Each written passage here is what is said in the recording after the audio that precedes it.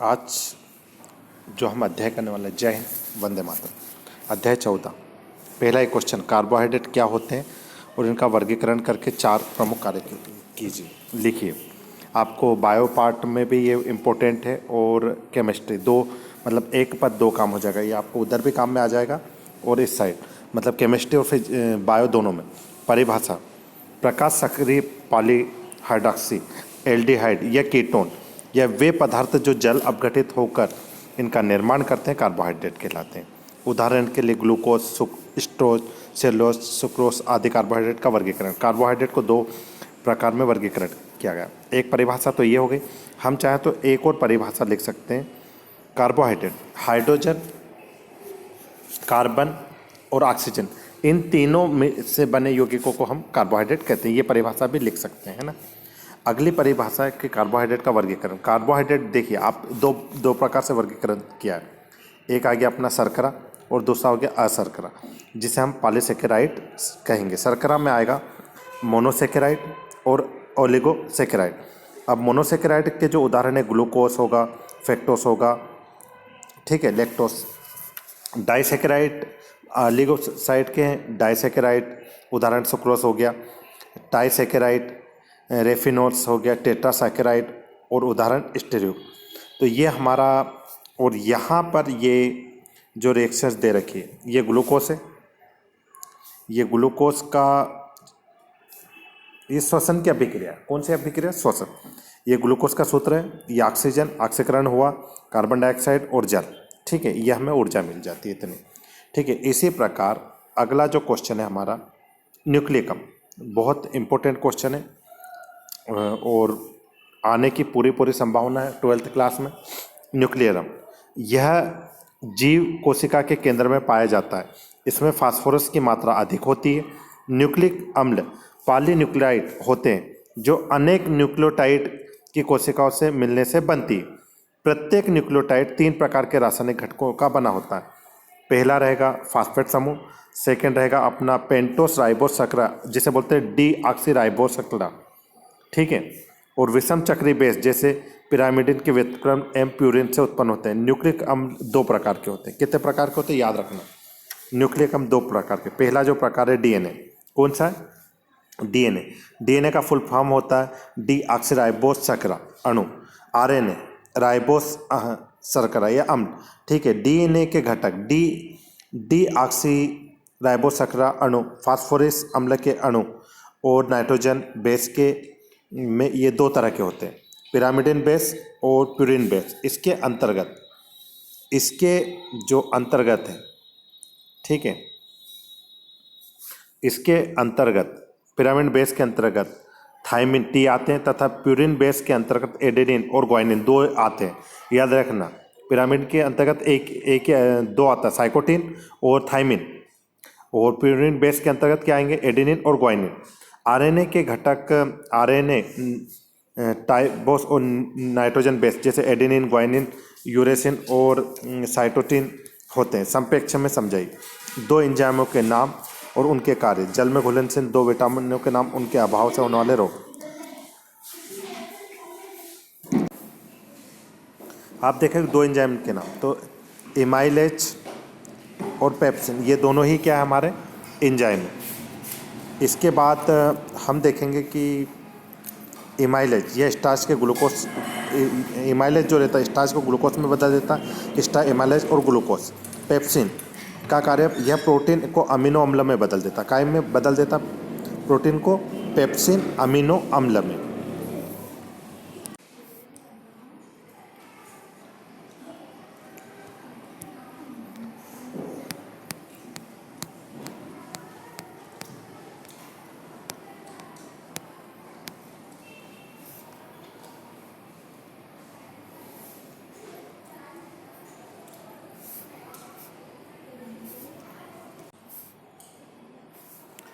Amino अम्ल और protein में 2 अंतर लिखिए। अमीनो अम्ल और प्रोटीन, सरल यौगिक जिनमें अमीनो अम्ल तथा कार्बोक्सिलिक अम्ल समूह होते हैं अमीनो अम्ल कहलाते हैं। जटिल नाइट्रोजन युक्त यौगिकों को प्रोटीन कहते हैं। प्रोटीन अम्ल के साथ संयोजन से डाइपेप्टाइड या पॉलीपेप्टाइड तथा प्रोटीन बनते हैं। ग्लाइसिन और लाइसिन ये अमीनो अम्ल के उदाहरण हैं। ग्लाइसिन प्रोटीन के जल अपघटन से अमीनो अम्ल बनते हैं। प्रोटीन के हीमोग्लोबिन और कैसिन ये उदाहरण हो गए अपने प्रोटीन के। इसी प्रकार आपने देखा होगा इंसुलिन, ये एक अच्छा टॉपिक है अपना। इंसुलिन में हम देखेंगे कि इंसुलिन हार्मोन्स अग्नाशय द्वारा स्रावित होते हैं तथा इसके कार्य रक्त में ग्लूकोज की मात्रा को नियंत्रण करता है। कार्टिसोन एडेनिन कोटेज द्वारा स्रावित होता है। इसका कार्य वसा, प्रोटीन एवं जल अपचय को नियंत्रित करना है। विटामिन ए, बी, डी और कार्य, तो ये विटामिन के बारे में मैं एक पहले बना चुका हूँ वीडियो, उसमें देख लीजिएगा, ठीक है। इसके बाद आता है अपना जैव अणु, जैसे प्रोटीन दूध के शरीर के अंगों का निर्माण करता है। प्रोटीन के प्राप्ति दूध, पनीर, अंडा और मछली। कार्बोहाइड्रेट ऊर्जा प्रदान करता है, अनाज, चावल, आलू, शक्कर आदि से मिलता है, ठीक है। विटामिन ए का कार्य, हाँ ये हमारे कुछ हार्मोन्स है जिनका हमें जो इम्पोर्टेंट परीक्षा के दृष्टि से, ठीक है। निम्नलिखित हार्मोन्स के बारे में लिखिए, जिससे टेस्टोस्टेरॉन, थायरॉक्सिन, इंसुलिन और टेस्टोस्टेरॉन हार्मोन्स के स्रावित करने वाली ग्रंथि वर्षण है। इसका कार्य पुरुष में जनन अंगों का नियंत्रण करना। थायरॉक्सिन, इन हार्मोन्स को स्रावित करने वाली ग्रंथि का नाम है थायराइड। इसका कार्य अपचय क्रियाओं में वृद्धि और नियंत्रण। इसी प्रकार क्या होता है जब प्रोटीन का विकृतीकरण, ये क्वेश्चन 4 से 5 बार आ चुका है। जरा क्या होता है जब प्रोटीन के विकृतीकरण होता है? प्रोटीन का विकृतीकरण क्या है? प्रोटीन ऊष्मा तथा रसायनों से, जो प्रोटीन रहता है, प्रोटीन ऊष्मा तथा रसायनों से प्रभावित होते हैं। प्रोटीन को गर्म करने पर अथवा रासायनिक यौगिकों में क्रिया कराने पर इनकी जैविक क्रियाशीलता नष्ट हो जाती है। ये विकृति और स्कंदित होकर अविलय हो जाते हैं। इस क्रिया को प्रोटीन विकृतीकरण कहते हैं।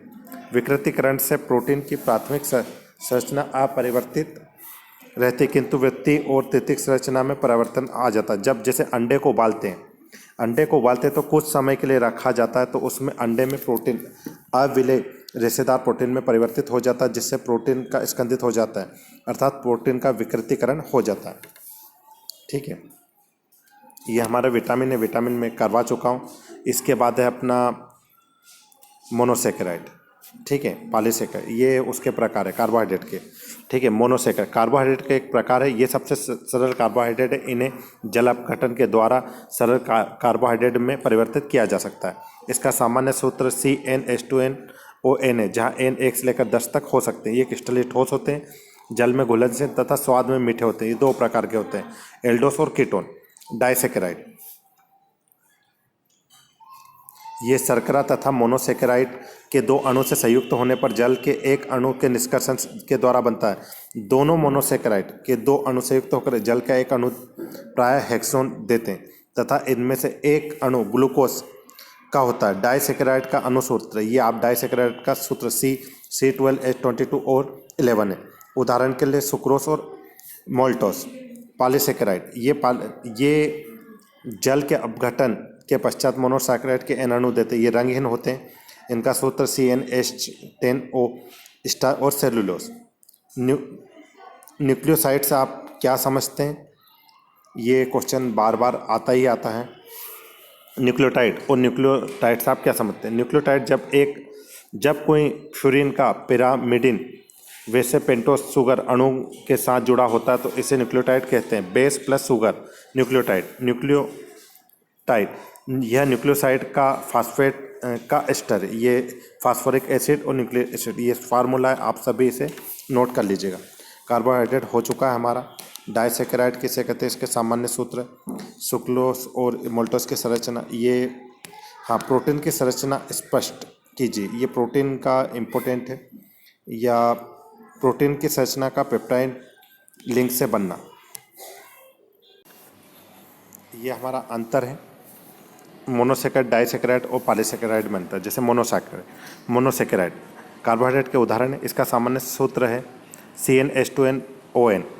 इसका सामान्य सूत्र ये CN+1H2nOn और इसका पॉलीसेकेराइड का सामान्य सूत्र है C6H10O5N।